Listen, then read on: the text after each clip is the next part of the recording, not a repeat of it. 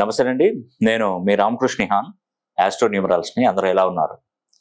చాలా రోజుల తర్వాత నేను మినిమం ఒక 10-15 రోజుల దాకా, అంటే దాదాపుగా భారతదేశంలో ఉన్నటువంటి అన్ని యాత్రలు, పుణ్యక్షేత్రాలను కూడా దర్శించుకొని, మనకు మే 4వ తారీఖున శని హోమం, మరి 10వ తారీఖున లక్ష్మీ కుబేర హోమం అనేది కూడా నేను మొదలు పెట్టబోతున్నాను. ఆర్థికంగా వెనకబడినటువంటి వారికి ఇది ఒక అద్భుతమైనటువంటి యోగం అండి. కాబట్టి ఈ మే 10వ తారీఖున మనకు లక్ష్మీ కుబేర హోమం, ఈ మే తర్వాత 4వ తారీఖున మనకు శని హోమం అనేది కూడా జరిపిస్తున్నాను. కాబట్టి చాలా మంచి అదృష్ట యోగం అనేది కూడా మీకు కలుగుతుందండి. అది ఒకసారి వీలైతే మీరు అది చేయించుకోవడానికి ప్రయత్నించండి. ఇప్పుడు ఏంటంటే మెయిన్ టాపిక్ ఏంటంటే, ఇది కలియుగం. ఇది మీకు తెలిసినటువంటి యుగం. ఇది కలియుగం. ఈ కలియుగంలో చూశారు కదా, అసలు మనిషి అసలు నమ్మే రోజులు ఎప్పుడో పోయినాయి. అవునండి, మనిషి నమ్మే రోజులు పోయినాయి. ఎందుకంటే మనకు సత్యయుగంలో ధర్మం 4 పాదాల మీద నడిచేది. అదేవిధంగా త్రేతాయుగంలో శ్రీరాముడు పాలించినటువంటి యుగం, త్రేతాయుగంలో ఈ 3 పాదాల మీద నడుస్తుంది. కృష్ణుడు పాలించినటువంటి యుగంలో 2 పాదాల మీద. ఇప్పుడు మనిషి పాలిస్తున్నాడు. ఇది కలియుగం అనేది కూడా. ఈ యుగంలో మనిషి కాబట్టి ఒకటే పాదం మీద నడుస్తుంది. అంటే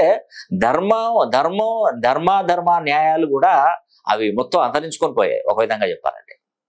ఇప్పుడు ఒకప్పుడు ఉమ్మడి కుటుంబాలు ఉండేది. ఇప్పుడు ఉన్నాయండి? ఒక్కటి చూపెట్టండి. ఉమ్మడిగా బ్రతికే వాళ్ళు ఎవరున్నారండి ఉమ్మడి కుటుంబంలో? లేదు. అదే ఆ టైం అనేది దాటిపోయింది. దీంట్లో మళ్ళీ 4 పాదాలు ఉంటాయి కలియుగంలో కూడా. ఆ 4 పాదాలలో 1-2 పాదాలకే ఉమ్మడి కుటుంబం వచ్చేసింది. 3-4 పాదాలకు మళ్ళీ లేదు. ఇంకా శాశ్వతంగా నిర్మూలన అయిపోయినట్టు ఇక మనిషి నమ్మే రోజు. కానీ ఇక్కడ ఏంటంటే మెయిన్గా కొన్ని రాసులకి ఏంటంటే అందరూ ఒకేలా ఉండరు కదా. నేను, నువ్వు, మీరు అందరూ కూడా ప్రతి ఒక్కరు ఒకలా ఉండరు. ఒక్కొక్కరి వ్యక్తిత్వం ఒకలా ఉంటుంది. ఒకరు పాపం అని సహాయం చేసే గుణం ఒకటికి ఉంటుంది.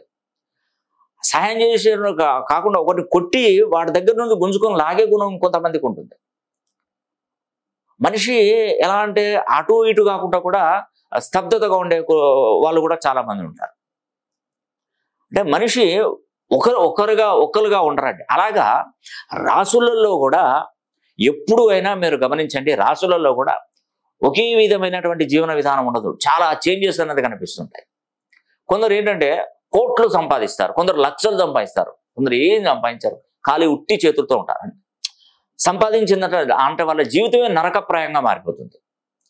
మొత్తం టోటల్గా జీరో అయిపోతూ ఉంటారు. కానీ ఇక్కడ నేను ఒక విషయం తెలుసుకున్నది ఏంటంటే, వృషభ రాశిలో పుట్టిన, తులారాశిలో పుట్టినవారు కానీ, సింహరాశిలో పుట్టినవారు కానీ, కుంభరాశిలో పుట్టినవారు కానీ, ఈ 4 రాశులలో జన్మించినటువంటి వారు ముఖ్యంగా ఈ కలియుగంలో కూడా కోట్లకు పడగలుగుతారు. ఖచ్చితంగా చెప్తున్నాను, కోటీశ్వరులు అవుతారు.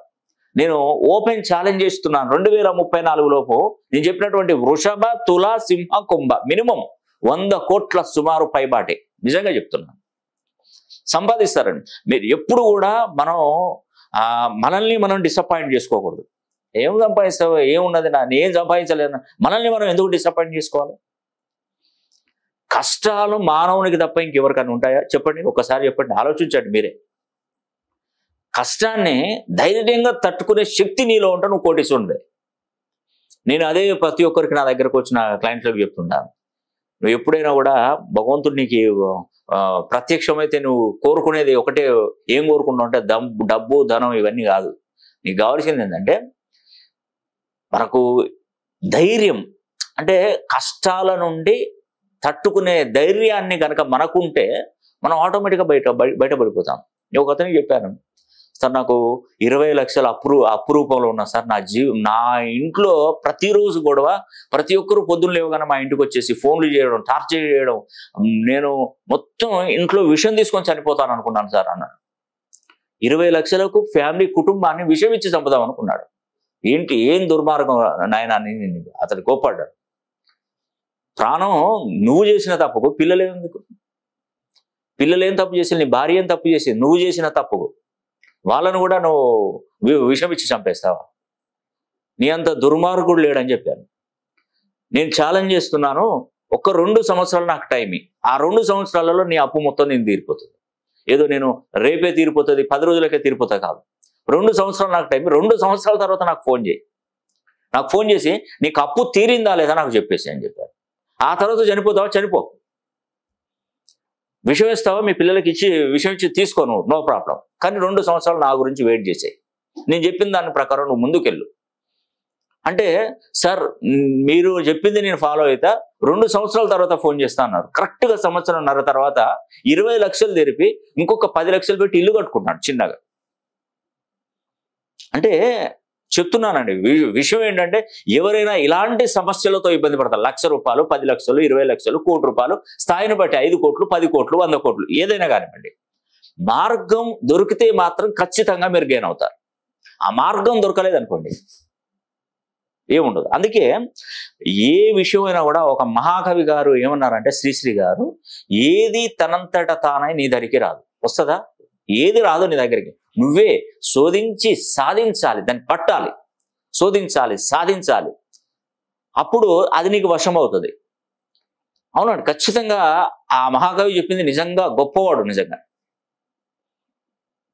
కాబట్టి మనం చేసే ప్రయత్నంలో చేయాలి, ప్రయత్నం చేయాలి, చేస్తూనే ఉండాలి. దాన్ని ఒడిదొడుకులు ఒక్కసారి అందరూ పైకి వస్తారండి. ఎన్ని కోట్లు, ఇప్పుడు ధీరుభాయ్ అంబానో, ముఖేష్ అంబానో, ఏదో అంబానీలు ఉన్నారు, ఊరికిన వాళ్ళు వచ్చారా? వాళ్ళ రియలిస్ట్ చూస్తే వాళ్ళు కూడా ఎంతో కష్టపడ్డారు, వాళ్ళ తల్లిదండ్రులు బాగా కష్టపడి పొజిషన్. ఇప్పుడు ఆయన ఏమన్నా నిదానంగా ఉన్నాడంటే ముఖేష్ అంబానీ, ఆయనకు రాత్రి 12 గంటల వరకు టెన్షన్, బిజీ, అన్ని వందల కోట్లు, వేల కోట్లు, లక్షల కోట్లు ఉన్నా కూడా ఆయనకుండే కష్టాలు ఆయనకున్నాయి, ఆయనకుండే పరిస్థితులు ఆయనకి ఉన్నాయి. అంతేగాని మనకు కావాల్సింది ఏంటంటే, ఒక విషయం నేను మీకు తెలియజేసేది ఏంటంటే, మన జీవితం బంగారుమయం అవడానికి మన చేతుల్లోనే ఉంటుంది, పని ఎవరు మనకు ఏం చేయవస్తుంది. కాకపోతే నేను చెప్పేది ఏంటంటే, ఒక సైంటిఫిక్గా మీ పేరుని మంచి అదృష్ట సంఖ్యాబలంలోకి మీరు మార్చుకోవాలి. ఆ పేరు 270 degrees అయి ఉండాలి. ఆ పై నుండి 360 degree కోణంలో మన పేరును కనుక మనం సరి చేసుకున్నట్టయితే ఎంత అదృష్టం ఉంటుందో తెలుసా? చాలా బాగుంటుందండి. దాంతోపాటు నేను చూసేటువంటి అంశాలన్నీ కూడా చూస్తాను. న్యూమరాలజీ, నేమాలజీ, గ్రాఫాలజీ, సిగ్నేచరాలజీ, ప్రొనాలజీ, Indian western numerology, Indian western astrology, ప్రశ్నాశాస్త్రం, హస్తరేఖలు, గవ్వలు, తాళపత్ర గ్రంథాలు, 1 కాదు 2 కాదు, అన్ని విధాలుగా మనం పరిశీలన చేయడమే జరుగుతుంది. కాబట్టి నేను అనేది ఒకటే, టైం వేస్ట్ చేసుకోకూడదండి. ఎప్పుడు కూడా టైం వేస్ట్ చేసుకో. మనం ఒక ప్రయత్నం చేస్తున్నాం, ఆ ప్రయత్నానికి ఇది ఒక సపోర్ట్. నేను ఒకటేనండి, ఇప్పుడు అరే ఒక పక్కన ఉన్నవాడు ఉన్నాడు, బాక్సింగ్ పోటీ పెట్టాడు, నువ్వు బక్కగా ఉన్నావు, వాడు లావుగా ఉన్నాడు, వాడిని మనం ధైర్యం చేసి నువ్వు కొడతావు వాడిని, కనీసం నీ పవర్ నీకు తెలుస్తలేదు, నీ కిక్ పవర్ వచ్చేసి 100 కిలోలు ఉంటుంది, నువ్వు ఒక 2 పంచులు కొడతావు వాడు కింద పడిపోతాడు, మనం ధైర్యం చెప్తే వాడు అక్కడికి పోయి మీ దగ్గర అంతా స్ట్రెంత్ లేకున్నా ఒక్క దెబ్బైనా కొడతాడండి. అంటే ధైర్యం అనేది లేకపోతే మనం ఏం చేయలేము. ఒక్క దెబ్బైనా కొడతాడు వాడిని, ఎదుటి వాడిని. అలా మనకు మన జాతక స్థితిగతులలో మనకున్నటువంటి గ్రహాలు కొంచెం పాజిటివ్ ఎనర్జీగా వైబ్రేట్ చేయాలి. వాటిని పేరులో ఉన్నటువంటి సంఖ్యాబలాన్ని దృఢంగా చేయాలి, దృఢత్వం చేయాలి. ఒక ఇల్లు కడితే దేని మీద నిలబడుతుంది? ఇల్లు పునాది మీద నిలబడుతుంది. ఆ పునాది ఫౌండేషన్ అనేది కూడా స్ట్రాంగ్గా ఉండాలి. ఉంటే నువ్వు ఎన్ని ఆటుపోట్లు, ఎన్ని సమస్యలు వచ్చినా, ఎన్ని తలనొప్పులు వచ్చినా కూడా నువ్వు నిలబడే శక్తి నీలో ఉంటుంది. అందుకే నేను చెప్తున్నాను, వృషభ రాశి వారు, తులారాశి వారు, కుంభరాశి వారు, సింహరాశి వారు కలియుగంలో కోట్లు సంపాదించబోతున్నారు. నిజంగా చెప్తున్నాను. వ్యాపారంలో అభివృద్ధి. కానీ డిసప్పాయింట్ కావద్దు, అయ్యో నా తులారాశి కదా, మీరు చెప్పినట్టు నాకేం లేదంటే నువ్వు అలానే ఉంటావు. ఏదైనా కష్టపడి పని చేస్తే కదా, ఏదైనా ముందుకు వెళ్తే కదా. అన్నీ నేను ఒకతను మామూలుగా అంటే మిమ్మల్ని ఉద్దేశించి కాదండి చెప్తున్నాను, పని చేయకుండానే కష్టపడకుండానే కోటీశ్వరులు కావాలి. ఎలా అవుతారు?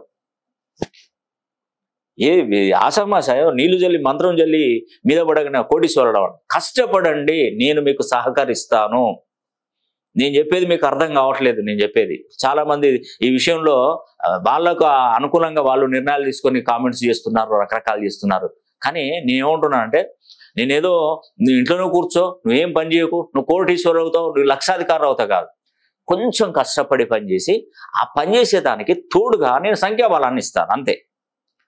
ఆ బలం ఈ సైంటిఫిక్గా ఇస్తాను, నంబర్స్ రూపంలో ఇస్తాను.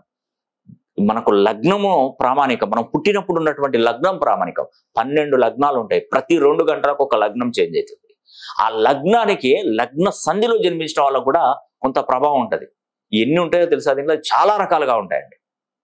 కాబట్టి నేను చెప్పేది జాగ్రత్తగా విని, నేను ఈ కలియుగంలో కూడా కోట్లు సంపాదించే రాశులలో వృషభ, తుల, సింహ, కుంభ. నిజంగా మీరు ఒక్కసారి మీ పేరును 270 degrees నుండి 360 degree కోణంలో కనుక మీ పేరును సరి చేసుకున్నట్టయితే తప్పకుండా మీకు మేలు జరుగుతుంది. ఈ అవకాశాన్ని తప్పకుండా ప్రతి ఒక్కరూ సద్వినియోగం చేసుకోండి. ఈ వీడియో కనుక మీకు నచ్చినట్లయితే లైక్ చేయండి, షేర్ చేయండి, కామెంట్ చేయండి. సర్వే జన సుఖినో భవంతు.